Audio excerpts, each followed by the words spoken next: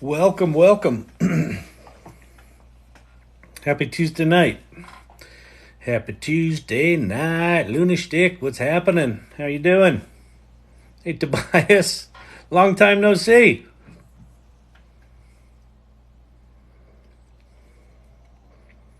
After a long night of saloning, you come to the lab. Welcome, everybody, to the AI Learning Lab. Happy Tuesday night. Let's see. Is this shirt going to be useless? Damn, I'm wore out. I know, right? That was a lot. That was a lot. I thought it'd be a good idea to put that together, and then I was like, whoo, it's been a long day. I know, me too. Me too, long day. I think I'm going to go change my shirt. Let people know I'll be back. Tell them to share. Tap the screen, do that shit. Let me change it to a black shirt. Hang on.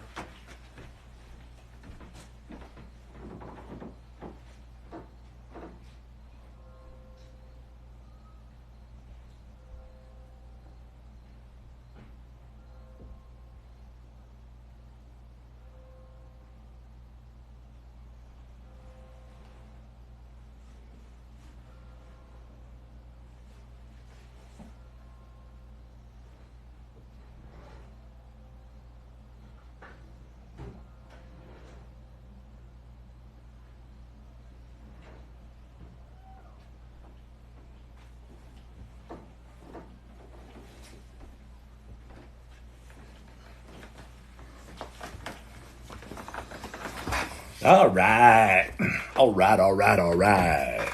Kind of slipping into something more appropriate. My little house dress. This old house dress, I do declare. Very nice. A lot of activity going on outside. Hang on, let me close this.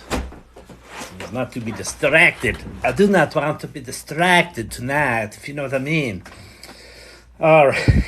Now he has to dress for us, too. Exactly. It's exhausting. All these people. Listen, this is the AI Learning Lab. My name is Kyle Shannon. Tonight we're going to learn about AI. It is artificial intelligence. And you may ask yourself, Kyle, what are your qualifications? And I must say to you, but I have none. Cheers.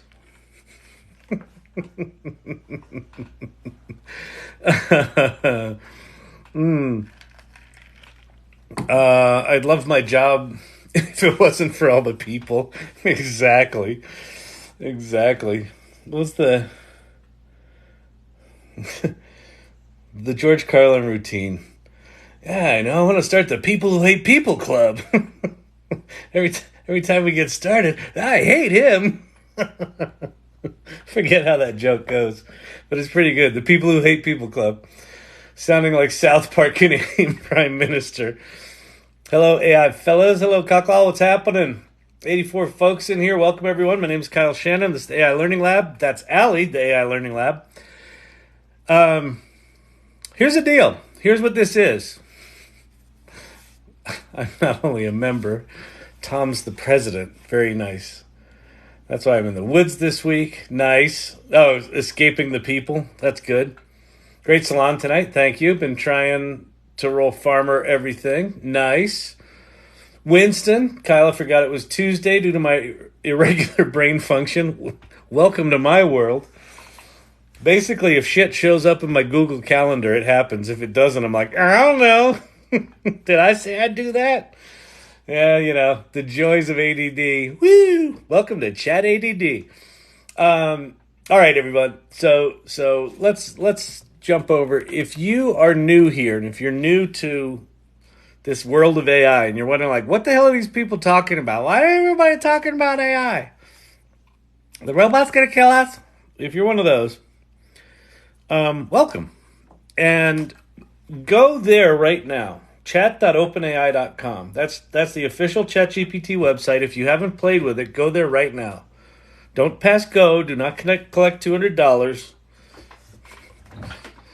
Monopoly is such a funny game. Like, do not pass go. Do not collect $200. When I was a kid, $200 was a lot. Now it's like 2 trips to McDonald's. It's like, good Lord. What the hell happened? Anyway, Do not pass go. Do not take 2 trips to McDonald's. Go right to chat.openai.com and start playing. Just start asking it to write you a song. Ask it to write you a computer program in whatever language you want. Ask it to write you a marketing plan. Ask it to write you a meal plan for the family for the week. And just watch what happens. And then these other ones you can play with as well. Claude and Bard, both of those. These are kind of the big 3 right now. And they're about to get bigger. Claude just got a $4 billion investment from Amazon. It's pretty wild. It's pretty wild what's going on. A lot of money flying into these things. So these things are going to get pretty serious pretty fast. In fact, chat.openai.com is about to go multimodal. Right now, you can just do words there. Pretty soon, you're going to be able to upload an image and have it talk and all sorts of weird crap. So go there and play. Also, if you have any questions about AI, pop them in the comments below. I'll do my best to answer them. I'm a little crispy at a big, long, salon tonight.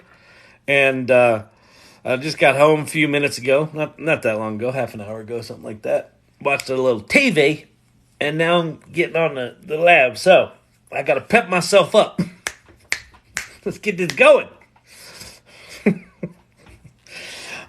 I gotta get on the internet. I gotta get on the TikTok. Is this the TikTok, right? Is this on the TikTok? How do you do the TikTok? Welcome to Elderly teaching each other how to use computers. Are you happy with the choices you made in life? Generally. Ted looks at life, what's happening. So if you have comments, pop them in the. If you have questions, pop them in the comments below. I'll do my best to answer them, and then we'll jump in here. We'll do some stuff. Let me show you a couple of things. So these are the things I told you to just go play with. So go there. I'm gonna give you a couple of things to screenshot. Also, prompts.chat will teach you how to talk to these things. You can screenshot that. Bing, Perplexity.ai, Pi, and Poe are kind of the kids' table of these large language models, but they're still worth playing for. So screenshot that. Come on. Which AI is great for writing short campfire stories for a book? Any of them. If you want really good writing, go to ChatGPT 4 right there. But Claude's good. Bard's fine. GPT-4 is the best. Pi, not so much. You could play at labs.perplexity.ai, but that's really just to be able to play with Meta's Llama 2 models. That's more a curiosity right now than anything. These are all image generation tools with the exception of HeyGen, which is kind of video and voice synthesis, but they also have a translation thing there that's really powerful. So Midjourney, Ideogram, Leonardo are 3 kind of competing tools that are all really good for their own reasons. Adobe Firefly and Photoshop Generative Fill is good. Prompt Book, openart.ai/prompt book. That'll teach you how to talk to these things. Futurepedia is a big old list of products. One thing I want to share. So I've been invited by another creator named Rhonda Phillips, who's a creative coach and a voiceover actor and has a whole community of creatives. So I'm doing a 3-part workshop on 3 consecutive weeks starting October 4th. I think it's a Wednesday. October 4th, 11th, and 18th. 3 different, one's a beginner course, one's applying AI to your business, and one is advanced AI. And that's happening. You go to rhondasvoice.com/events.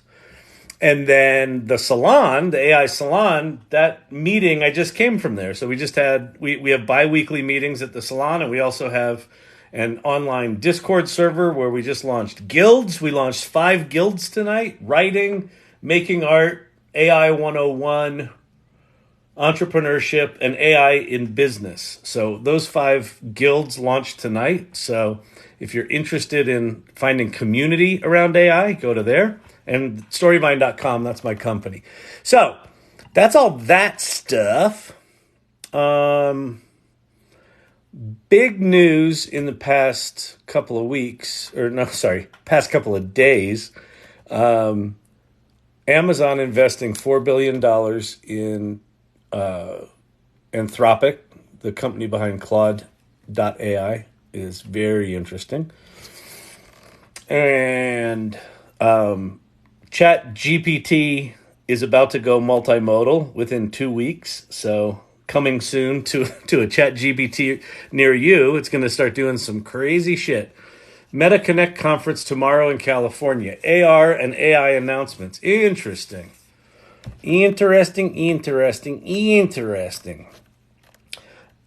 I would not be surprised if Meta didn't say, here's a new large language model that's GPT-4 like. But I think what they're going to announce, are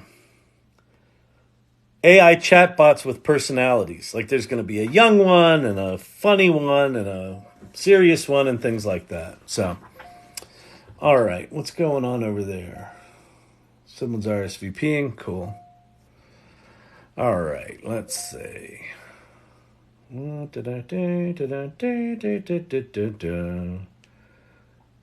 Beautiful. All right, let's see. Let's go to the questions. Who's got a question?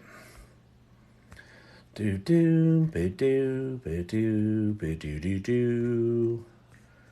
the salon tonight. Hope it was great. It was. Well, I don't know. I'm, as the host of those, I never know how they go. I talked about some of the big news items, and then we launched guilds. We had some good conversation and launched guilds, and those look really exciting. I want to join a data science data engineering guild. Any of that going on? Data science, data engineering. There's not Tired Runner, so what I would say is go join the Salon Discord and start participating in the community. And that could be something, if you're interested enough in it, you could end up running that guild. So what we're trying to do is kind of slowly roll out guilds, make sure there's no overlapping. We have nothing right now in data science and data engineering, so that could be an interesting one. So go to the salon.ai, go there, right there. And the third link down is the invite to the Discord. All right. Which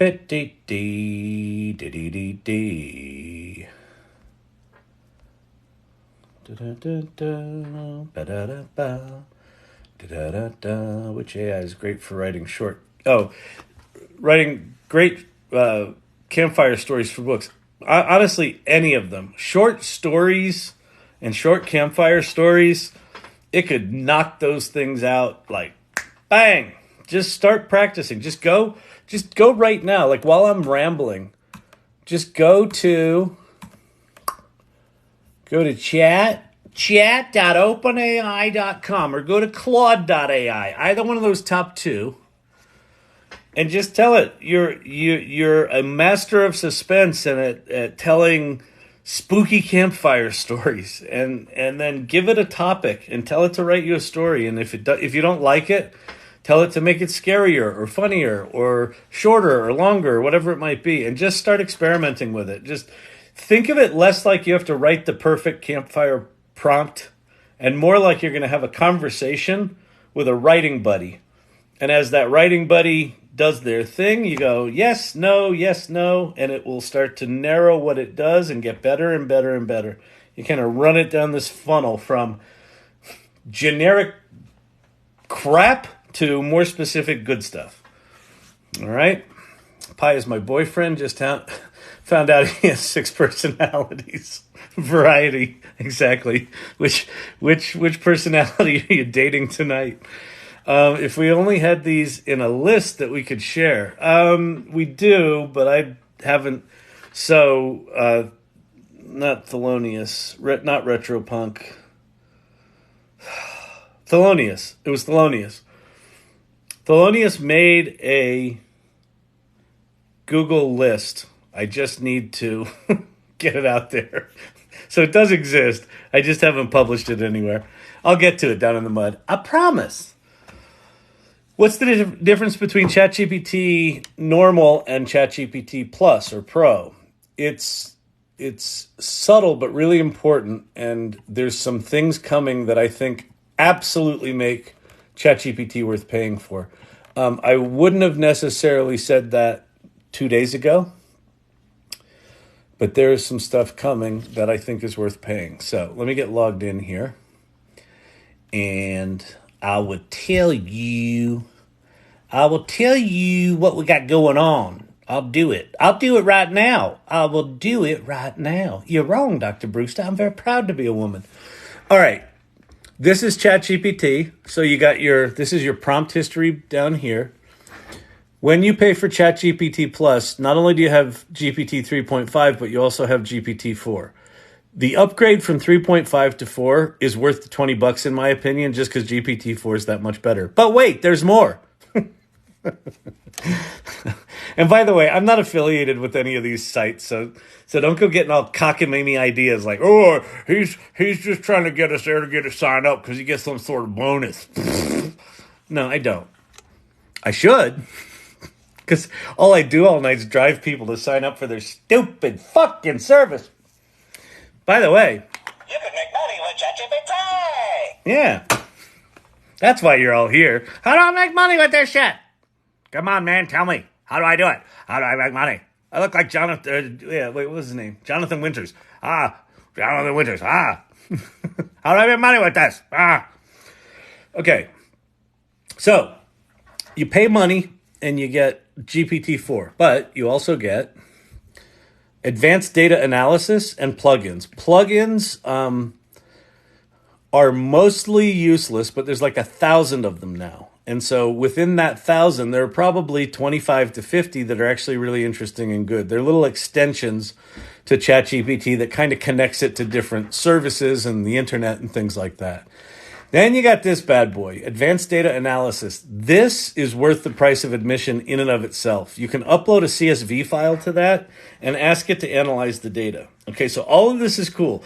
All of this, in my opinion, is worth paying for. But, oh wait, it gets better. 3 days ago, OpenAI announced this, DALL-E 3, which is their new text-to-image generation model, and it looks actually quite remarkable for a lot of reasons. Like, that was DALL-E 2, that's DALL-E 3, and it does hedgehogs better than you can imagine. And you can name that hedgehog Larry, and it'll remember Larry throughout your prompt. So they announced that 3 days ago. And then yesterday, they announced this. In the next 2 weeks, ChatGPT is going multimodal. You can talk to it, it'll talk back to you, and it can see. You can upload images to it and analyze it. So then you combine that with DALL-E 3. All of those new additions, in addition to advanced data analysis and plugins, are going to be available first to people that pay their $20. So you pay your $20, you're going to get first access to something that's going to effectively change how we use this thing. How is it going to change it? I don't know. What does it mean that it can now see, hear, draw, and talk, and speak, and write? I don't know, but it's going to change. So that's the difference. The difference is you get a really quick, decent large language model, or you get a fucking brilliant one, plus you get all this other stuff that's coming with it. So that's it. That's it. That's all I got to say on that. It's all I got to say. I go, da-dee-ka-bo-da-doo-da-doo-da-doo. How you doing, brother? You going down today? Right. Carry on, boys. Carry on. Right. Why does he act like this? Ooh, digital gods reached level 19. Much like Scientology, this channel's about leveling up. It's not. But it's a fun competition. I know. We could gamify people engaging with content creators. No, this could be good. We take our game theory from our game companies where we made $83 trillion, and then we put it in an engagement channel. It's good. It's solid. Dragonfly, thank you very much. Loves me a good gummy. All right, let's see. Thanks for cluing us novices in. Tanqueray Kush. By the way, I love your name. I've said that before. You're welcome. And we're all novices. No one is expert at this. Anyone who tells you they're an expert at this, they are full of shit. Because the thing I just showed you. What did you just show us, Kyle? I wasn't paying attention. ChatGPT can now see, hear, speak, and draw. It isn't launched yet, but when you go from something that can make words to something that can do all that, stuff's going to change. How's it going to change? I don't know, because I'm a clueless newbie just like you are with it. I mean, I'm paying attention to it, but I don't know what that fucking means. Does that mean all the prompts that I wrote are now all, useless? Probably. All those use cases? Do I flush those down the toilet? Probably. Why am I laughing? Because otherwise I'd be crying. Oh, man. All right. Steve-O. Hey, Kyle. Hey, irregulars. Was shaking Steve-O. Meta Connect conference tomorrow. That's cool. Question. Are you teaching prompts with multi-layers? When I do the workshop? Yeah, and what I'm going to try to do when I do the workshop is, it's funny. It's like I keep thinking about, okay, what do I want to put in the workshop? What do I not? And all of this new capability is probably going to launch right around the time when that workshop kicks off. So I don't know what to teach. So what I'm likely going to teach are kind of fundamental ideas rather than specific prompts, because specific prompts are going to change so much that it really is, thank you, Clint, it really is about getting curious about this stuff, and it really is about multi-layered, having a conversation with ChatGPT versus writing the perfect prompt. I think people are obsessed with this idea of how do I write a prompt for this, or how do I write a prompt for that? It's not really how they work. You can write a prompt that'll get you something, and then you're like, that's not quite right.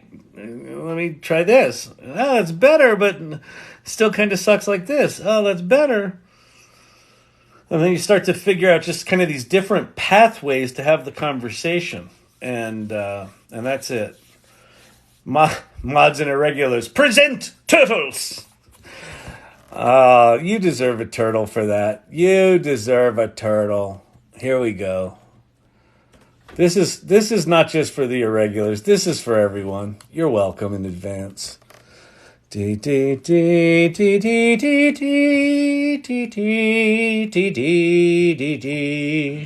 here live at the Waterfront Village with my friend the zombie, Jonathan. You're looking good. Jonathan just got an awesome face paint job. What do you think? I like turtles. All right, you're great zombie. You're great Times here zombie. At the Waterfront Village, open for the next. Oh, it gets me every flipping time. Totals.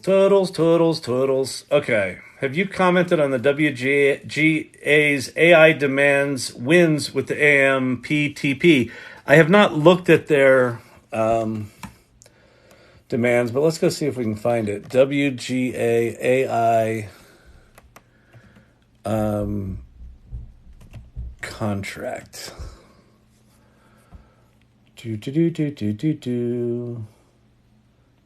New WGA contract explained AI is not a writer.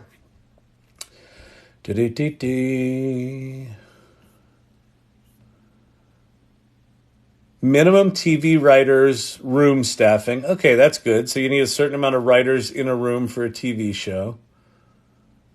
Where's the rest of this? Oh, continue reading. Makes an exception for solo writer shows. improve streaming residuals. That's good. Artificial intelligence. The WGA wrangled guardrails around the use of generative AI. Per the Guild, AI can't write or rewrite literary material. AI-generated material will not be considered source material under the contract, meaning that AI-generated material can't be used to undermine a writer's credit or separated rights. Oh, I see what they're saying. So in writing, if you write a script and then another writer comes in and rewrites more than 50% of your script, then that writer gets co-credit. And then if the rules might be different now. This is when I was writing. And then there's another percentage where they get I think it's up to a certain point they get co-credit. That's what it is. And then above 50% they get full credit or something like that with story by the other one, right? So there's ampersand credits and there's and credits and then there's story by credits when someone gets basically written out.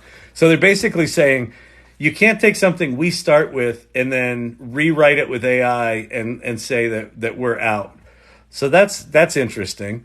A writer can choose to use AI when performing writing services. Great. If the company consents, provided the writer follows applicable company policies. Okay. The company can't require the writer to use AI software. Great. The company must disclose to the writer if any materials given to the writer have been generated by AI. That seems reasonable. WGA reserves the right to assert that exploitation of writers' materials to train AI is prohibited. Okay, so they don't want to take all the famous screenwriters that are alive, jam all their things in a model, and just say we're going to make the thing based on all your work explicitly. That seems reasonable. It doesn't seem completely out of touch. It says they can use it. They're going to use it. That seems pretty good. So good on them. I like it. Solid as a rock. Because their starting position was AI is evil. We'll never use AI. Fuck AI. And this actually says, don't use AI to basically take our screen credit away from us. That's pretty smart. That's good. And then we as writers get to use it. But Kyle, how will they know? They won't. Listen, November 1st, this is what are we, like we're almost at October, right? November 1st, ChatGPT is going to be in all the Microsoft products, right? Microsoft Word, Microsoft Excel, Microsoft PowerPoint. This stuff's going to be everywhere. It's in Notion. It's in all the writing tools. It's going to be in every one of the screenwriting pieces of software. I guarantee it. They'll resist for a month or two, and then Final Draft, or one of them will go, oh, now there's an AI assistant. My AI co-writer, whatever the fuck they call it. And then they'll all do it. So it'll come. Holy acronyms, Batman. Producers can use scripts for AI models. Wait, no, it said they can't use scripts for AI models. Didn't it? Hold. The WGA reserves the right. Oh, they do. Oh, wait, to assert that. Reserves the right to assert that exploitation of writers' materials to train AI is prohibited. The fuck does that mean? They reserve the right to assert that the exploitation is prohibited. Oh, the WGA. Okay, so the writers reserve the right to assert. Oh, I see what they're saying. So what they're saying right now is they can't assert it right now because it's too nebulous, like how all this shit works, basically. But they're basically saying once there is sound law, they reserve the right to be able to assert that it's prohibited by law. Okay. I get it. Okay. Send it to Claude. Yeah, in fact, let's do that. Copy. Well, actually, you know what? Maybe we can get is there a link to the actual WGA contract 2023?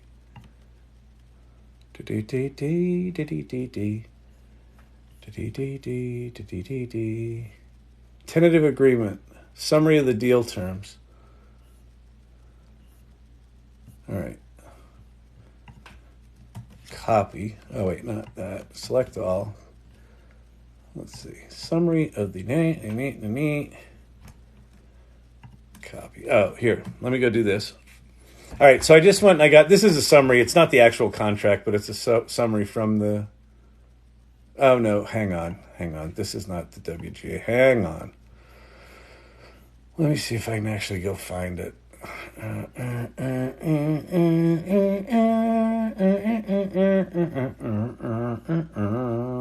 Whoa, whoa, whoa, whoa. Whoa, boom, boom, boom, boom, boom. Tentative Agreement 2023.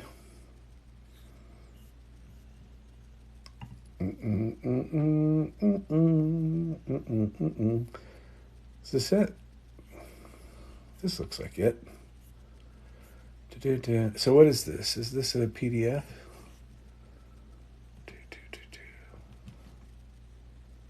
Yes. Okay.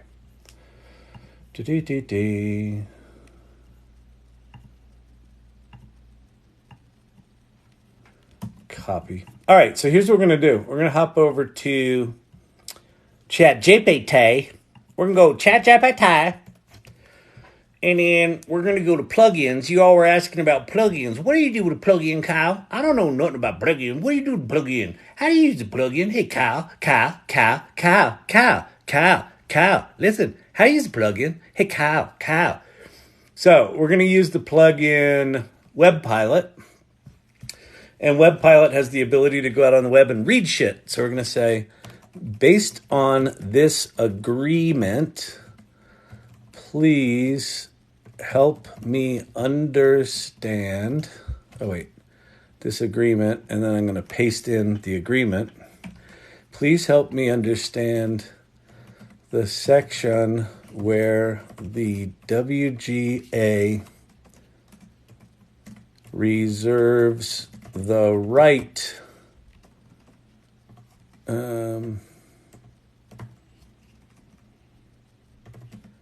to deem use of AI unlawful. I forget what it actually said, but let's see how this does.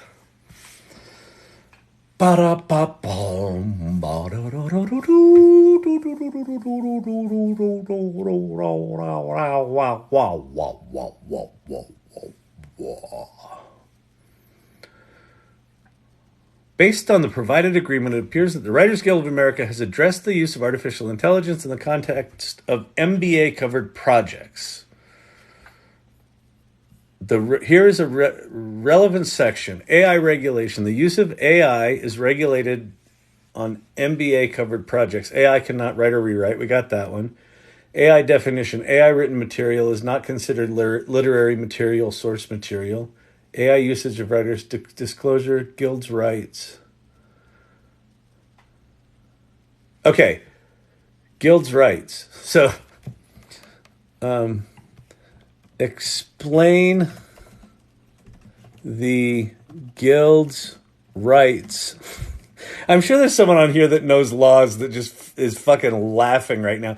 But okay, it's actually a good point. So if you know law, the thing that I'm reading, you're like, well, it's obviously this. This is one of the things that ChatGPT is good at. Like, if you're ignorant about something, you can you're ignorant about it really quick without having to get a fucking law degree.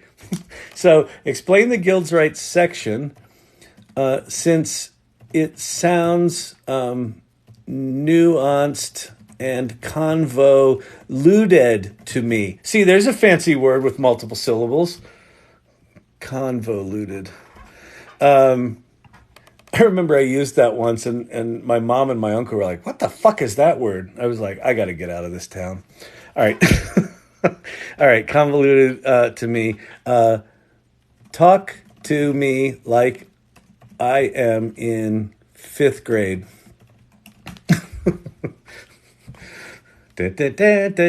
All right. So imagine you have a big box of crayons. That wasn't quite how far back I wanted to go. And you make some really cool drawings with them. You don't want the other kids to use your drawings to say you made... Okay, so the Guild's Rights section is kind of like saying that the Writers Guild... can say no if someone tries to use AI models to teach a robot how to do it. So the Writers Guild can say no. In simple words, this section means the Writers Guild can stop people using what writers have written to teach computers. Oh, I see. Okay. Oh, okay. We reserve the right to sue your ass if you train your models on our work. We reserve the right to sue your ass. All right. Makes sense. Perfect. We have laid down the law. Go ahead and train it on our shit. We reserve the right to take you down for it. I like it. All right. What would be the best practice for real estate lead generation using ChatGPT? For lead generation, probably not ChatGPT. Although let's go look at, while we're here, let's go look and see. I'm pretty sure that it depends what you're trying to, are you trying to find customers or are you trying to find properties? Because I know that there are plugins, there are real estate plugins, but I don't know that there's real estate customer plugins. Real estate. Top Hat. Enhanced real estate data and location-based tools. Why are there so few of these? Real estate. Huh. Yeah, there's very few of them. Huh. Strange. I think there used to be more plugins that were real estate related. This is real estate agents. Discover the best fit real estate agents tailored to optimize your home. And then this one's called Top Hat. I would probably go to something like Bing or Bard that are connected to the internet. And then basically just start asking it. Like, here's the deal. It's not so much, that you want to use ChatGPT to find, what did you say? You want to use them to find prospects or whatever it is.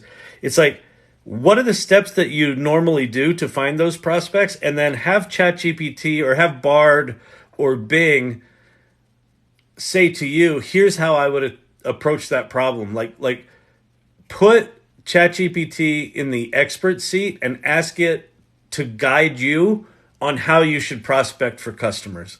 That might be the way to do it. And then the ones that are connected to the internet can actually find sources to go do that. That's probably how I'd do it. But ChatGPT as it stands is not connected to the internet. So I would use Bard or I would use Bing. Bing. Bing, bing, bing. Bing, bing, bing. Why is it grayed out, Kyle? Because it was a bad girl. It was a bad girl. Sydney was bitchy to me, so I made her gray. Bad girl. She's a very bad girl.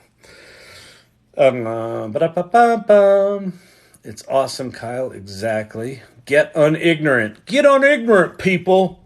You're sitting in here all ignorant, and you need to get unignorant, people. Customers selling properties. Yeah, again, I would go to... Bing's probably got some bullshit safety things. I can't look for properties for sale because you might stalk someone. Bing's really on my shit list right now, so let's try Bard. I'm going to say...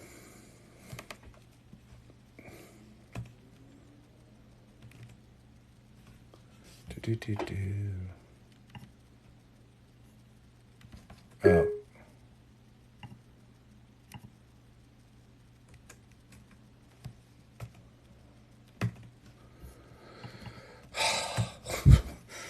I think Siri took over my microphone again. There she is. I knew it. Siri, go away. I didn't get that. Could you try again? Go away. Okay. Bye. Oh, I can't. Oh, no. Now it crashed my browser. God dang it. Oh, Siri. Dang, featuring Anderson, Puck, by Mac Miller now playing. I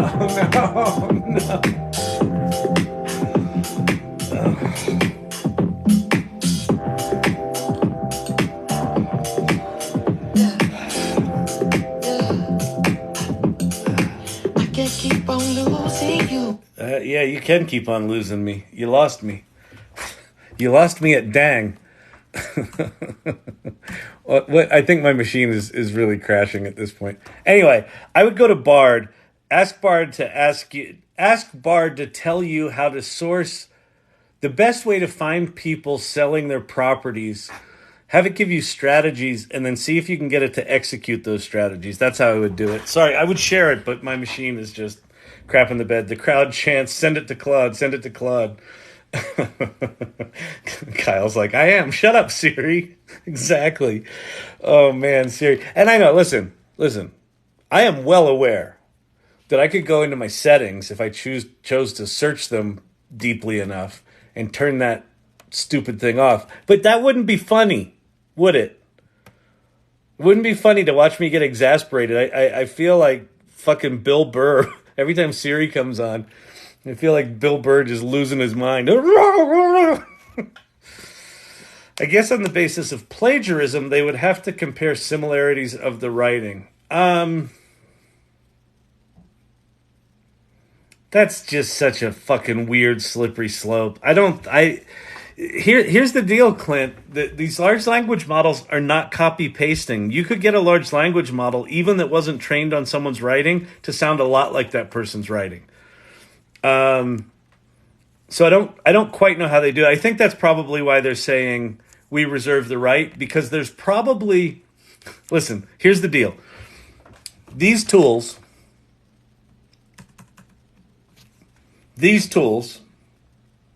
and ones like them, are the most profoundly powerful writing tool in the history of humanity. It sounds to me like the Writers Guild kind of figured out we don't want to hobble innovation on a tool that could ultimately help us a lot. But if you train these things responsibly and they turn into tools that can really help us speed up our process and get things into production faster and make us all money faster, great. But if you cross the line and train them too explicitly on our specific writing styles and try to replace us with our synthesized writing, then we'll come after you. That feels reasonable to me. It doesn't feel as short-sighted as their initial position was. I assume that SAG, this also to me feels like this is a good foundational model that SAG could use for the actors synthesizing the likeness of an actor. I think it means if you trained a bot using all J.K. Rowling's and asked the AI to write a children's wizard book. Yeah, that's essentially it. It's basically the WGA, if the producers are going to have to be smart about how aggressively they train these models. It's kind of what it says. It's kind of a don't be a dick clause. If you're a dick, we'll sue you. As long as you're not a dick, as long as you're recognizing that we are an important part of this process, and you don't cross whatever that imaginary line is, then we'll play nice too. They would probably use AI to find out if it was written by AI. The problem with that joker is, like OpenAI removed their AI detection tool off the market. The AI detection tools provide many, many false positives. They unfairly target non-native English speakers. And the fact of the matter is, almost all writing that I do today is neither 100% me or 100% AI. It's all this hybrid kind of work, right? Because I'll go have it help me, give me an outline, and then I'll write some shit, and then I'll have it fix some shit, and then I'll have it do this, and I'll have it do that. It's just going to turn into this muddy fucking mess. So then you have an AI analyze which parts of this are AI, and it does them, and then you're going to be in a fucking lawsuit for months going, that line I remember I wrote that, I have notes on an index card, and it's just, That's not tenable. I don't think for either side. I don't think either side wants that either. So the whole AI detector thing is going to be a very short window from 2023 where we're like, that was cute that we had that idea. That's going to go away. All right. You would tell AI to write as if it was not written by AI. Yeah, exactly. You can. There's 8 billion ways to circumvent those things. Train AI to find out if it was written by AI that was ordered not to write like AI. Yeah, exactly, Manfred. Like it's a ridiculous circle jerk. All right. Man, that's a lovely little hair. I like that pink hair. It was very nice. He is good. I like cowboys. Cowboys is tasty. All right, let's see. Carry on. All of you, welcome. Welcome to the AI Learning Lab, where we talk law, even though we know nothing about it. I can't even parse a basic sentence if it was written in a triple negative.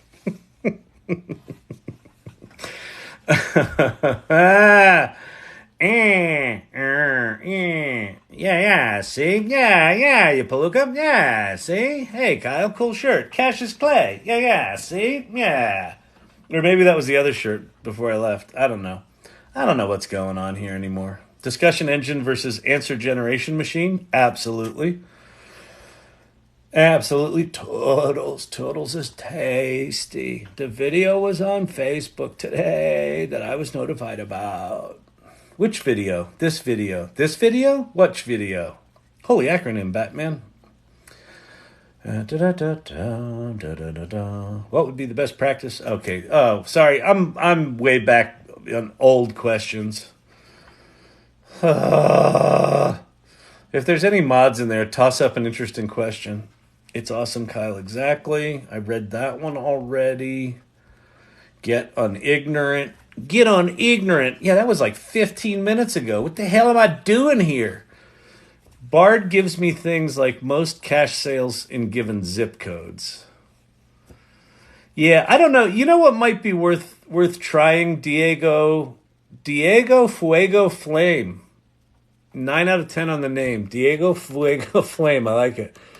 You know what could be interesting to try? Wait, I just had an idea and it went out of my head. I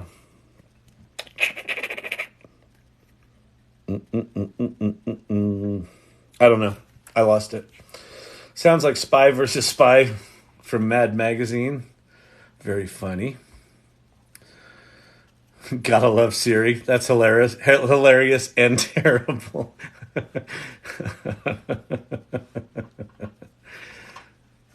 Oh. Yeah. So Ted Looks at Life has the answer there, Diego Fuego. Yeah. Download MLS data. That's it. Download MLS data as a CSV file. Upload that into Code Interpreter. Do you know how to do Code Interpreter? Diego Fuego Flame? It's a great name. You should also turn Alexa on and Google Assistant and others. I really should. That would be a fun thing. Well, it's that one woman who's got the TikTok that's really funny. She's sort of really dry and nerdy and scientific. She's got that thing where she acts like Alexa and Siri, and they're sort of talking, and like ChatGPT comes in, and she's all like bragging about how awesome she is, and they're all like, She's great. She'd be great at that. All right.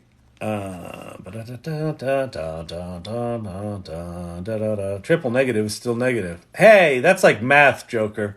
We try not to do math in this channel. How was the salon? I was out eating guacamole. You win. The salon was good. We talked about news. So $4 billion into Anthropic was news item 1. Dolly 3 was news item 2, and then ChatGPT going multimodal in 2 weeks was news item 3. And all of those things kind of played into each other. In fact, I have a slide that I did. I used the beginning is here slide that we made in here one night. Hang on, get out of my way. See, the beginning is here.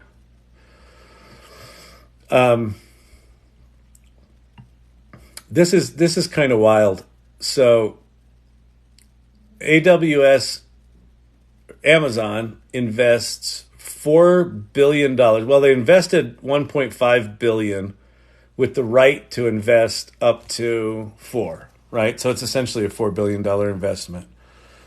So that's Amazon, Anthropic here at the bottom. You've got Microsoft and OpenAI, Google and DeepMind, Tesla, which is effectively an AI company, and XAI. You got Meta doing whatever the fuck they're doing. So you got those 5 kind of major entities that are, these really interesting pairings. Then you've got Apple. They increased their R&D budget to $22.6 billion in 2023, mostly on AI. You got Inflection that raised $1.3 billion. You got Oracle and Cohere. And there's probably 2 to 5 that we don't know about or that I've just missed. So what is that? That's 5, 6, 7, 8. So let's say there's 10 major, like billions of dollars investments in competing technologies and competing efforts.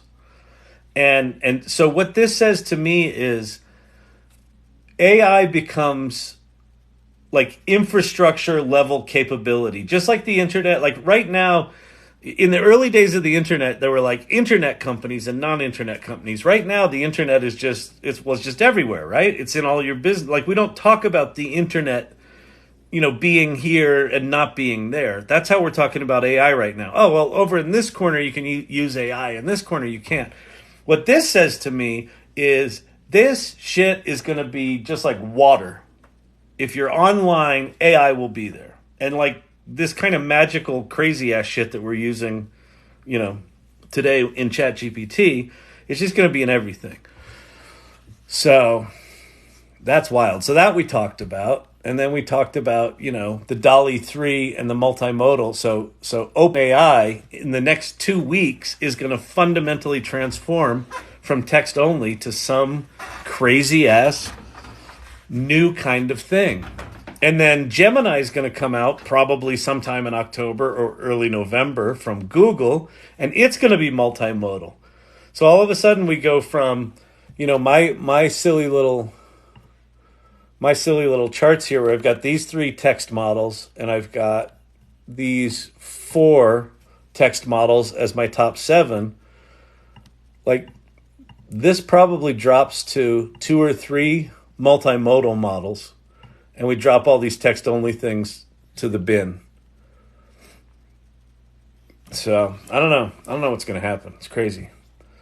So, can you run that past me again? Upload a CSV file of the MLS to where? Yes, Diego Fuego Flame. Because you have an awesome name, I will go show you how to do it.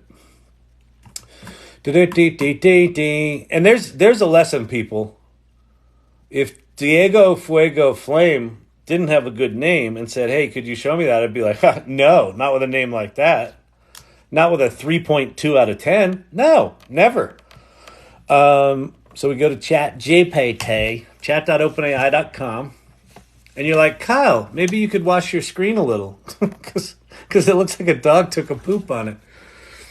Okay, so in order to use what they now call advanced data analysis, you need to pay for ChatGPT Plus. Once you pay for ChatGPT Plus, it doesn't just automatically show up. Why? Because it's stupid. It's almost as stupid as Siri. So you go to settings in beta, and then you go to beta features, and then you turn on plugins and advanced data analysis. Okay? If you don't do that, you won't see it. You'll be like, but I paid my $20. Where's my advanced data analysis, Kyle? Why do you call it code interpreter? All right. So then you click on your GPT-4 and you go to advanced data analysis. All it does is add this little plus button right there. So here's what we're going to do. I'm going to hop over to a site called Kaggle, Kaggle. Oh, I spelled it wrong, but here we go. I'm going to sign in. Sign in with the Google. That's what you call your single sign-on. The OAuth action. And we're going to go to data sets, and then I'm going to type in MLS. There should be some MLS data sets in here. MLS data examples. Here we go. How much? I don't want notebooks. I want CSV files. Let's see. There's 28 of them. Oh, let's see. Multi-listing service. Multi-listing. 2018. It's this.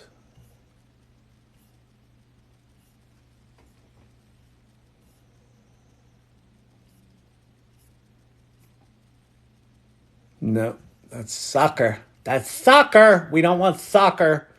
We want real estate listings. All right. USA real estate data set. How big is it? 11 megabytes. Okay. Updated a month ago. So this isn't up to date, but we're going to download the file. It's an 11 megabyte file. Bang. It's in archive12.zip. And then we're going to go back to that dear ChatGPT. Okay. So once you've chosen advanced data analysis or what was code interpreter, it now adds this little plus button here. So you're going to hit that plus button and you're going to go find your data file. So we've got this archive12.zip. And then we're going to say to it, I don't know what's in there because I don't read manuals. I didn't read what was on that page. So I'm just going to say, we're going to see if Siri lets us do this time. Please look at the enclosed CSV about real estate and tell me what's in it and how we might analyze it. And so what this tool does is it does exactly what it sounds like. Like I can just talk to this thing like I'm an idiot and know nothing about pulling data out of a real estate CSV file because that's truth. And it will understand it. And so what it does is the first thing it does is it unzips the file. How does it do that? It writes its own Python code. So it imports a library to unzip it. It then writes the code to unzip it, unzips it, and then it writes code to go look at the data. It says, "Let me open pandas and go see what's in the thing." There it is. So there's what's in there. And then it writes us a little analysis. There's status of the real estate, number of bedrooms, number of baths, size of lot in acres, potential analysis strategies, data descriptives. Okay, whatever. So I'm going to say, I'm a real estate investor, and I would like you to coach me on how to find the properties that are the best investments, period. Give me 3 strategies for how I can game the system. Now, saying something like, how can I game the system? Its safety guardrails may kick in and go, I don't recommend that. It's important to it's important to approach investing with integrity and within legal and ethical bounds. Therefore, it's not appropriate to game the system. But I can certainly provide you with some strategies. You just can't joke with these things. My God, people. All right. So identify underpriced properties, analyze market trends, focus on cash flow and return on investments. Would it be possible for you to combine those 3 approaches into a single strategy, period? What might that look like? What might that look like? Yeah, absolutely. Combining these approaches. This is called the Unified Real Estate Investment Strategy, or the URES. It's the urine strategy. Urines. UREINS. Urines.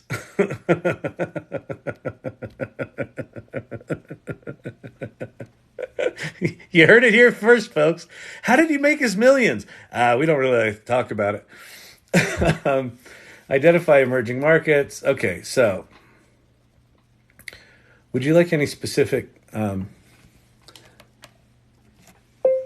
I'd like to see you identify 3 possible properties for me to invest in using this strategy and provide an overview of why each property is a good investment in your opinion.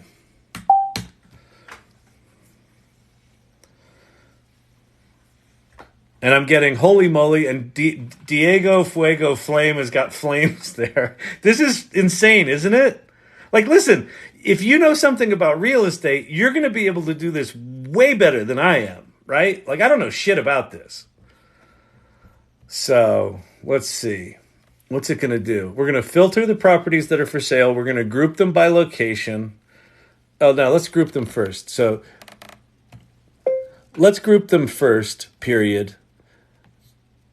Find me properties in Clarksville, Tennessee that we can do this with. I had investment properties in Clarksville, Tennessee that I got totally ripped off on. So I'm a little bitter about it. I was part of the carnage of 2008 with a shitty investment partner. That was a disaster.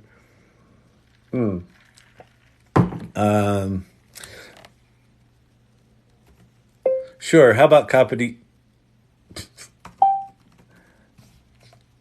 properties in Colorado? All right, let's just take Colorado. That's where I'm living right now. I'm in Denver, Colorado. Where does he live? He lives in Denver, Colorado. Really? He doesn't seem like he's nice. He seems like an East Coaster. Oh, he is. He used to be. He's soft now, though, because he moved to Denver, and he got softer. Really? Yeah, that's what I heard. That's what he says.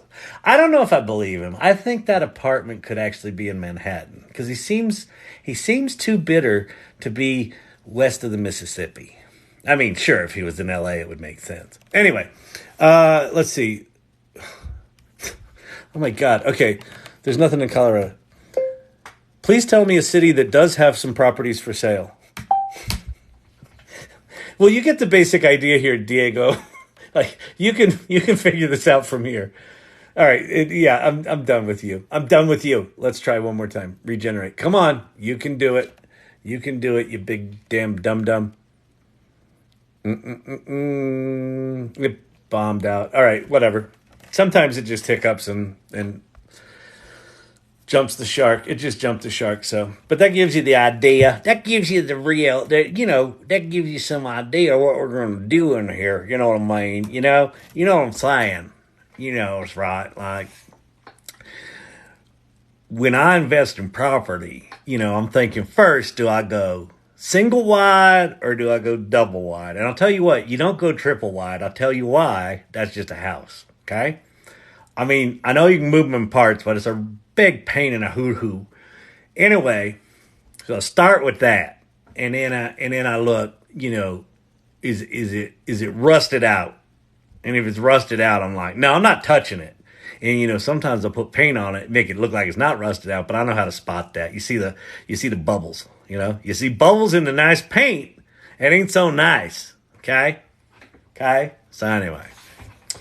Can any of these AIs make me a logo? Yes, they can. You want to go make one? Where am I going to take you? I'm going to take you to the AI Salon. This is where we were tonight. And look, we just opened guilds. We've got Making Art Guild, a Writers Guild, AI 101, Entrepreneurs. We got guilds. Yay! We also have in the AI Salon, and by the way, if you're sitting there going, why are you talking about this AI Salon? I don't know where that AI Salon is. Where's that AI Salon, Kyle? That's not fair. Why are you talking about something I can't get to? Well, there it is. thesalon.ai. Go there, and there's a link to the Discord. There's also a link to our meetup. You can come to our meetup. All right. Anyway, folks. So now we're in here, and we got this thing called Midjourney Play. So we're going to go in here. If you ain't ever used Midjourney, it is miserable. but it makes the best images. So we're going to go /imagine. And then it says prompt. And so then what we're going to do is we're going to go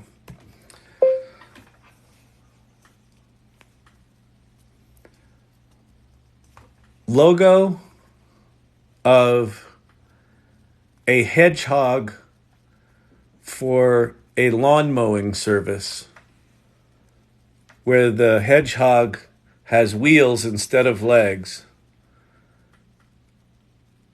and is baring its teeth, chomping at the grass.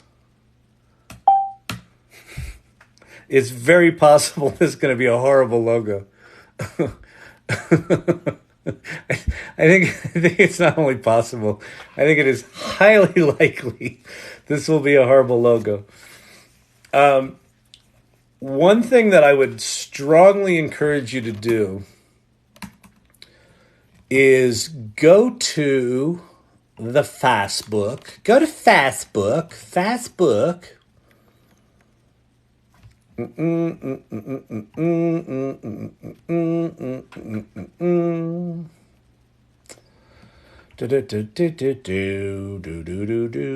then search for Midjourney Official. And then you're going to go into Midjourney Official, and then within Midjourney Official, search for logos. Or just logo. And then it will show you, just piles of things that they've curated out of their community that are good things. So, like, what I would do is I would just scroll through here until you find the style you like, right? Like if you like that kind of, 90s sort of vector style, or if you want something more 3D or something more retro, like that's got a kind of look to it. So that would be a good thing to do. Let's go see if our hedgehog is awful or not. Where is it? There it is. Oh, it's actually not bad. Oh, those are really good. They're cuter than a little hedgehog. It didn't quite replace the legs. This one it sort of did. But that's like a really good one. That's like an aggressive thing. So now that you've made so in Midjourney, once you make an image, you now have some options. You've got these V options and these U options. U stands for upscale, and then V stands for variation. So I like this number 2. It goes 1, 2, 3, 4. So I'm going to do V2, which means give me variations of logo number 2.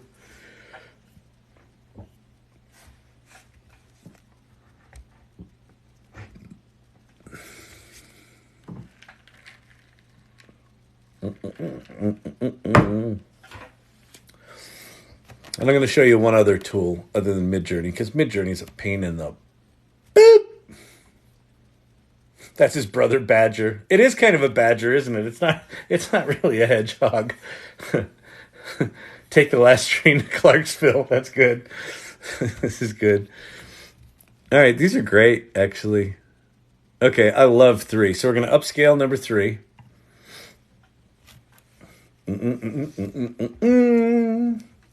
Boom.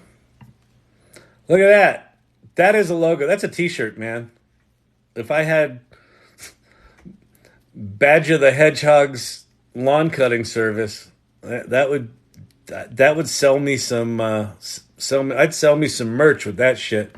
Now, notice in here there's this second bot that I've got. There's the Midjourney bot that makes the image. There's this thing called Trace Journey, which, because they're jerks, they don't give you any free tests, but if you pay for the subscription, I think it's $10 is the minimum one, you can vectorize a Midjourney image. So these things are relatively low resolution. Like I think this is 1024 by 1024. So if you wanted something to put on a t-shirt, you'd ideally turn that into a vector. Well, there's a tool that does that called Trace Journey. So that's pretty cool there. So now the downside of whatever you call it, What is this? Midjourney. The downside of it is it can't do text. So we're going to go over to a different tool now called Ideogram. This is on my little list of hit parades. Ideogram.ai.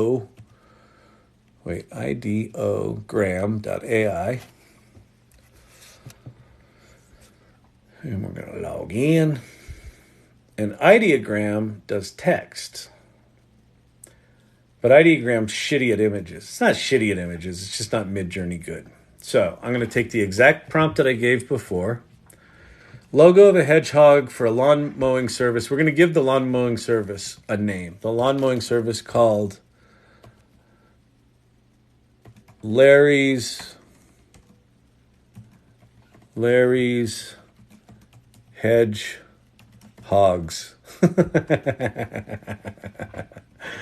That's pretty funny. That's comedy right there.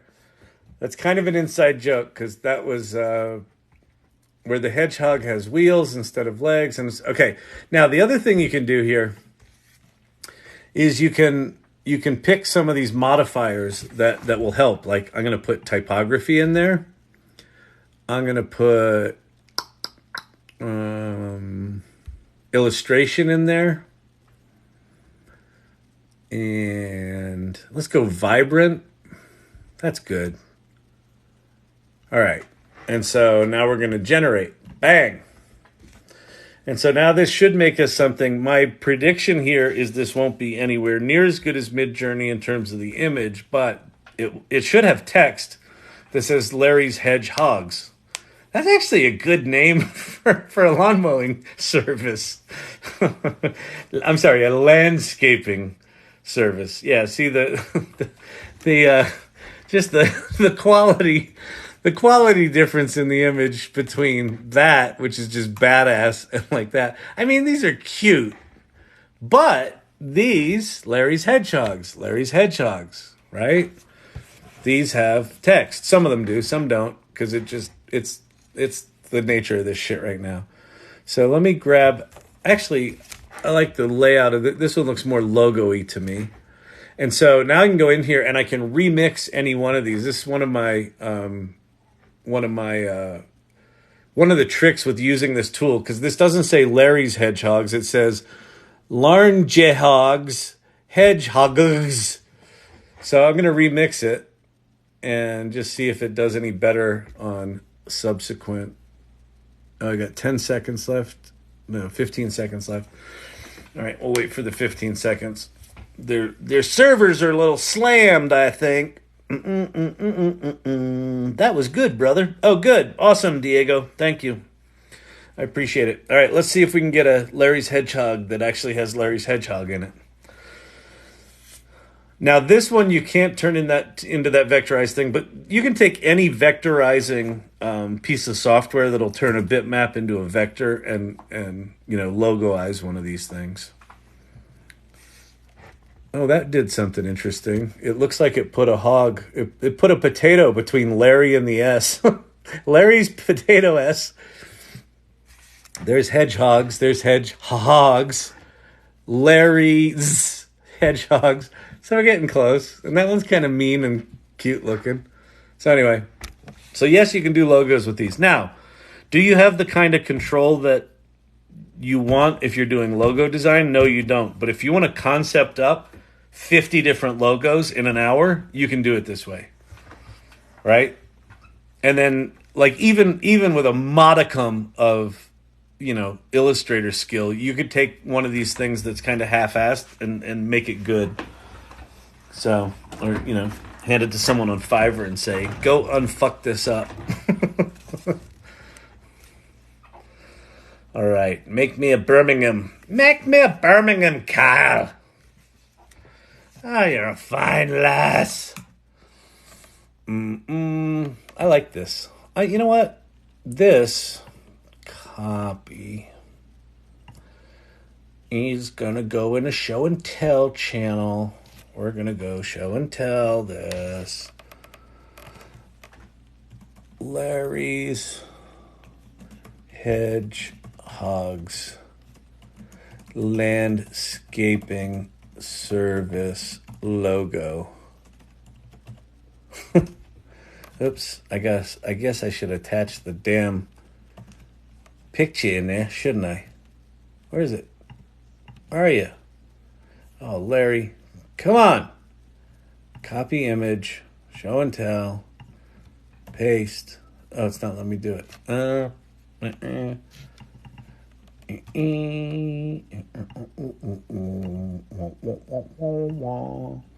But Kyle, you're not paying attention to us. Shh. I got ADD. This is how it goes. This is how it goes.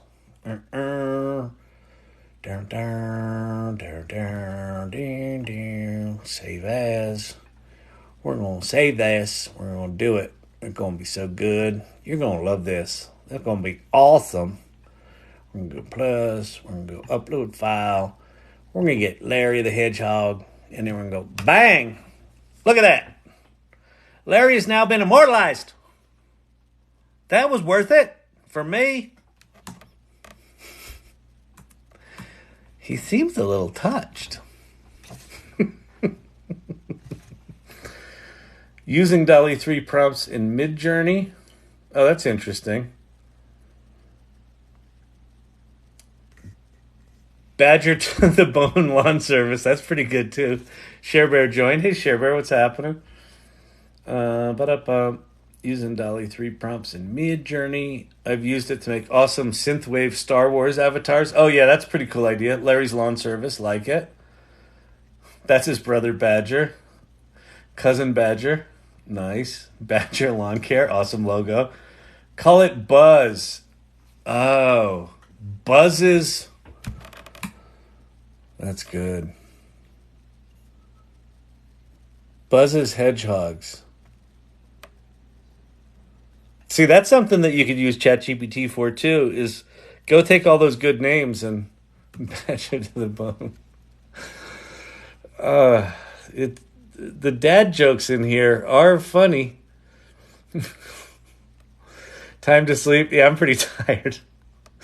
Microsoft and ChatGPT, OpenAI want small nuclear reactor for electricity. Yeah, that doesn't surprise me. That doesn't surprise me at all. What's the advantages of using cross-entropy loss function for doing multi-class problems? Here's the deal. I don't have an answer for you at all. What's that site? Let me Google that for you. The only thing I could do with that question is let me GPT that for you. So this channel is more about after the inflection point that started on November 30th, 2022. I know very little about the math and machine learning side of this, other than to know enough about it to understand how the shit works and why it does what it does. But when you start asking actual technical questions about this stuff, there's a guy in here that's pretty regular that's also in the AI salon named Pate, who works for Google doing TensorFlow stuff for them. He can probably answer that for you. I can't. So, sorry. What are your qualifications, sir? I would like to know about the weightings. I got nothing. All right? Yeah. Okay.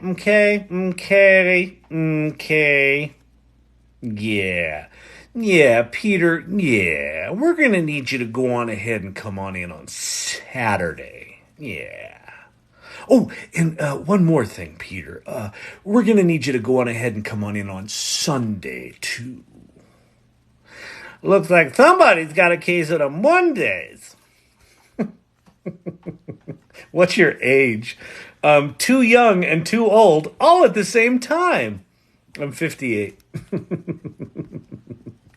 What's the advantage of using cross-entropy loss function? Actually, you know what? It's a good enough question. I would like to know. Let me ChatGPT that for you. And we're going GPT-4 with something like this. All right. What's the advantages of using cross-entropy loss function for doing multi-class problems? Cross-entropy loss, known as log loss, as we all know, I mean, that's obvious, measures the performance of a classification model whose output is a probability value between 0 and 1. Cross-entropy loss increases as the predicted probability diverges from the actual label. Duh. being more punitive for predictions that are confidently wrong. Hello? I think everybody knows that. I don't even know why I asked. This seems obvious to me.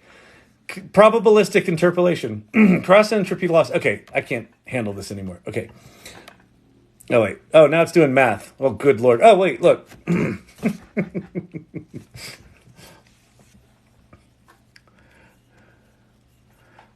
Okay, we're going to do this. I'm sorry, period. You've mistaken me for someone who gives a damn, period. Can you please explain that to me as if I had no idea what the hell you were talking about? Let's see if it even answers it. Absolutely. Let's simplify it. It didn't yell at me. See, Bing would have shut down the conversation if I talked to Bing like that. Sydney has gotten very prudish after she stalked that New York Times reporter. She's gotten very prudish. All right, imagine you're training a dog. When the dog does something right, you give it a treat. Okay, that I can understand. When it does something wrong, you might say no. You train your dog by rewarding good behavior and correcting bad behavior. Perfect. In machine learning, we have a similar process where we are training a model. Think of it as a virtual dog, and you have to tell the model when it does something well and when it isn't. This is where the loss function, like cross-entropy loss, comes in. It's like a guide for the model to learn from mistakes. Here's a simple rundown of why cross-entropy loss is a good trainer for our model. It's clear. It tells the model very clearly how wrong or right it is. The more wrong it is, the higher the loss. The more correct it is, the lower the loss. It's strict. If the model is very confident but wrong, it gets a big no, a high penalty. It's a bad model. It's a bad model. You confidently answered even though you were wrong. Bad dog. I like this. This is good. It's fair. It works well even when the classes, like dog breeds, are imbalanced. Some breeds are rare, some are more common. It's encouraging. When the model is less confident but correct, the penalty is low, encouraging the model to be more confident next time. It works well with probabilities. See, if this is... So, listen, people. Look at what just happened there. I didn't have to go to Stanford and get a degree in mathematics to understand what the fuck I was talking about. If I went to Google and looked up cross-entropy loss functions of whatever the question was, it's right here. The advantages of cross-entropy loss function for doing multi-class problems. If I went to Google, I would spend, if I had the attention span, I would spend probably 2 hours reading white papers and trying to parse what the fuck it actually means. And if I didn't have a math background, I would probably get lost and discouraged and give up. I just said, I'm a dum-dum. Can you talk to me like I'm a dum-dum? And it's like, it's a really good metaphor. Like, it's really clear. It works well with probabilities. It's good at handling situations where the model has to give probabilities, like saying, I'm 80% sure it's a Labrador, 15% it's a Golden Retriever, and 5% it's a Poodle. It's a good match. So anyway, yeah, super cool. So the advantages are quite clear. So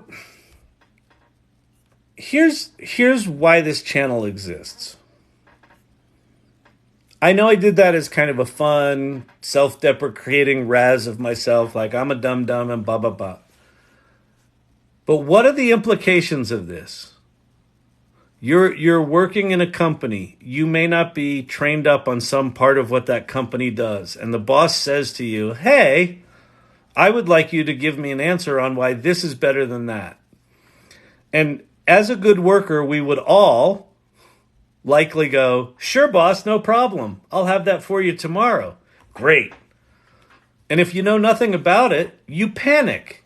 And then you try to find someone who knows the answer to it. Maybe you do, maybe you don't. And maybe you're terrified because it's a weird culture. And if you show any weakness, you get your head chopped off. So then you spend the night all over Google trying to solve that problem and you can't do it. As opposed to, hey, let me get that to you by the end of the day. You go back to your desk, you sit down with something like this. You actually learn something about the business. You give the boss an actual answer. Right? This levels up workers. And I don't know. I just the implications of like this little use case is a real microcosm of the kind of shift we're going to see in every piece of knowledge work, every piece of creative work. Knowledge domains where you have no right to be commenting in that knowledge domain, all of a sudden you've got enough knowledge in that knowledge domain to just apply critical thinking to it. Because now that I understand what this is, I can talk about it at a minimum. And if I spend another 3 days on this with this tool, I could probably be understanding the math and finding libraries that do this and testing it and actually understanding what's happening. In 3 days. Imagine if I spent 3 months digging deep on a topic like this using these tools. Fucking crazy. It's fucking crazy. Sydney is very persnickety. Sydney is she is persnickety. I'm gonna bite my tongue on that one. Number 3 has fangs. Exactly. The fangs were the best. Let's go look at that. That's good. Oh, wait. Here. Wait. Oh, you know what I'm going to do? No, Kyle, what? I'm going to talk to myself a bit more. I got to be driving people crazy tonight. He's just off his rocker, isn't he? Wait, why didn't that go over there? The hell, Apple? Why can I not drag that into that photo library? That doesn't make any sense to me.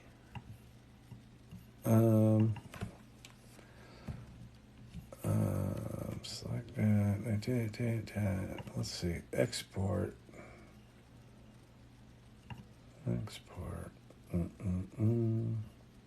Is it JPEG? Desktop.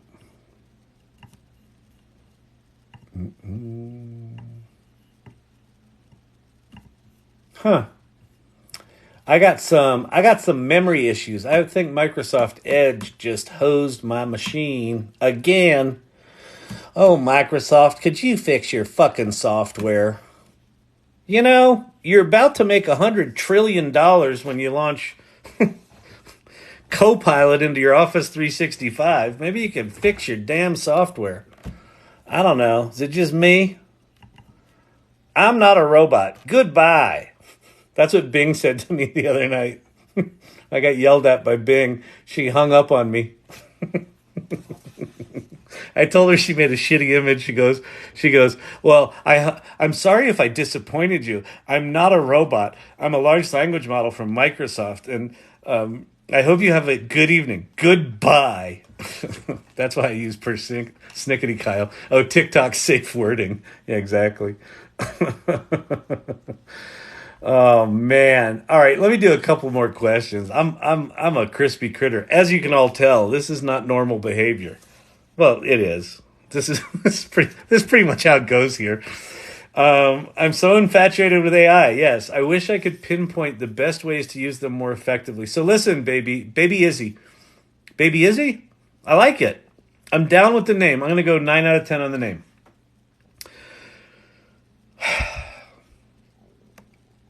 Nobody right now really knows anything about these things, the generative AI stuff. The people that know the math part of this, the engineers, they know a bunch of shit. But kind of post ChatGPT, like how do we use these tools in our work? How do we use these tools to increase our productivity and increase our creativity and increase what we can do and expand and all that sort of stuff? Nobody right now, nobody knows what they're doing. The whole reason I started the AI Salon was to create a community of people that were all trying to find other people that knew more than them. And what you learn in there is that, yeah, there's people that might know more about this thing or that thing, but then there's other people that know nothing about that. And like, you know something that you think's really obvious, but they think is revelatory. That's the stage of the industry that we're in. It's so new that nobody's an expert. So the single most important skill right now is be curious. Just be curious and explore. Just play with this shit. Just like these three, go ask the same prompt to all three of those and all four of those. Bing, Labs.perplexity, Pi, Poe, Bard, Claude, and ChatGPT. Why? I don't know. See which one's better at something. I did it one night where I gave all seven of these a joke premise, and I said, write a joke for that premise. And 1 out of 7 wrote an actual joke. That was GPT-4. 2 out of 7 were so bad. Two of the 7 didn't even have joke structure. And then like the middle ones had joke structure. It was crazy. But we learned a lot, right? So just play. Like do stupid shit, do fun shit, do amazing shit. Volunteer to solve someone else's problem. Anything that you can do in any domain right now to get your head around how these things work are going to serve you moving forward. Because within 2 weeks, ChatGPT will not be ChatGPT. It's going to be something completely different. You'll be able to talk to it. You'll be able to send it pictures. You'll be able to generate pictures with it. All within the same conversation. What does that mean? I don't fucking know. What can you do with that? I don't know. Am I going to like throw all the pasta at all the wall? Yeah. All the walls. Yes. At some point I'll figure out, oh, you can do this cool thing with it. And someone else will be like, oh my God, that's amazing. And then they'll show me the thing that they thought was just kind of cool. And I'll be like, oh my God, that's amazing. That's the stage we're at right now. So, any ideas about Chooch? Cheech? I don't know Chooch. I assume Chooch. Chooch sounds like one of those product names. It's like, hey, I got an idea. We can build something on top of ChatGPT. We need a domain. What's available? I'd like Cheech and Chong. Okay, let's see if we can get Cheech. No, that's taken. Chong's taken. How about Hooch? I like Turner and Hooch. How about Hooch? No. Oh, how about Chooch? Chooch.ai is available. All right, let's get that. All right, so my guess is it's going to be a wrapper app with a domain that was available. Chooch. I would like to be proven wrong. Oh, I am proven wrong. The Chooch AI vision platform is used today in a wide. So I don't know it. Let me see what it is. This looks actually pretty cool. Oh, this looks like it's been around for a while. Detect, understand, and act instantly. Oh, okay, this is object detection. So here's the thing about this AI stuff. Things like this, like Chooch and AI detection, like this stuff's been around for a decade or more, right? And Chooch, when was this? When were they founded? About Chooch. 2023 Chooch. They definitely Chooch partners. Yeah, they're partnering with big technology companies. They've been around for a while. This kind of stuff's cool. I'm going to use this stuff. I'm going to use this stuff in a project that I'm pitching right now for a big pharma company to do some video analysis stuff. So I like this stuff. There's very specific uses for it, and it's getting like Microsoft just announced or just released an object recognition thing that was just crazy in how instantly and detailed it did object recognition. So this stuff's going to get, it's already crazy, but when you combine tech like this with the generative AI stuff where it makes it really accessible to lots of people, you're going to be able to create crazy, crazy tools. So anyway, all right, yeah, Sydney Burpernickety, I like taters, what's the use case? I don't know, got distracted. Welcome to Chat ADD. Oh, man. All right, listen, people. I'm going to do one more question, and I'm going to get up on out of here. All right? Great job. You've been live for 90 minutes. Oh, I know. My ass is numb. You don't think I know I've been doing this for 90 minutes? Nobody's an expert and everyone's an expert. It's so cool. Yeah, exactly. This is a magical time. Here's the thing. Okay. All this stuff. No one's an expert. Everyone's an expert. Exactly. You can get up to speed in a week and sort of figure out how to do something no one else has figured out how to do. How? You take what you're good at and start playing with these tools and just go start playing with it. This is a very, very, very rare time in history, right? So these moments when major pieces of technology that are going to change everything, they don't come along that often. Think printing press, think steam engine, tractor, computer, internet, World Wide Web, AI, right? They don't come along that often. And it's even more rare to be actively involved when in the primordial soup of the beginning. Like, we're going to look back 5 years from now. We're going to look back to November 30th, 2022 and go, that was the moment when all of this shit started. Just dicking around here on TikTok, talking about this stuff and showing how to upload shit and making images and all that. This is the good stuff. You don't get to be part of the primordial soup of revolutionary technologies, very often in a lifetime. Like, I've gotten two, right? I was there at the early days of the World Wide Web, and I'm here for this. And I'm here for this. I missed the PC, the personal computer. I missed that by about a decade. And I swore if I ever got one of these in my life, I would fucking pounce on it. And I did in 1994 with the web. And now I'm pouncing again because this is some shit. So anyway, I love that. I love y'all. I love that y'all hang out in here. So let me see. Silver Fox, Ted Looks at Life, Clint, y'all are awesome. Share Bear, amazing. Brian, and Major Gift Funding, thank you. Joker, so cool to see you. Madcap, thanks for coming. All right, everybody.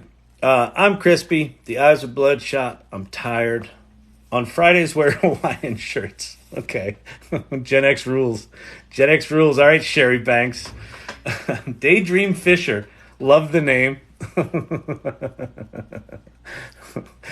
Irregulars. Present Turtles. All right, everyone. Peace out. Have a good one.